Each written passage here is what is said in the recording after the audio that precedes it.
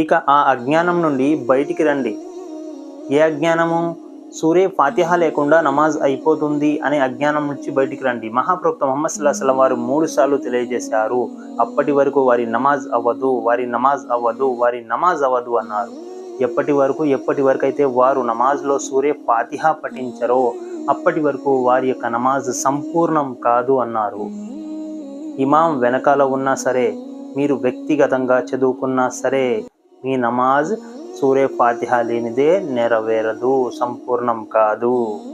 ఈ హదీస్ సహీ ముస్లిం హదీసు. నేను డిస్క్రిప్షన్లో కూడా ఇచ్చాను, ఇన్షాల్లా వెళ్ళి చూడండి. ఇంగ్లీష్ మరియు ఉర్దూ ట్రాన్స్లేషన్లో నేను మీకు ఇచ్చాను. ఇన్షాల్లా అది చదవండి, ఈ హదీస్ తెలుసుకోండి, సత్యం వైపుకు రండి, అజ్ఞానాన్ని వీడండి, అజ్ఞానం నుంచి బయటికి రండి.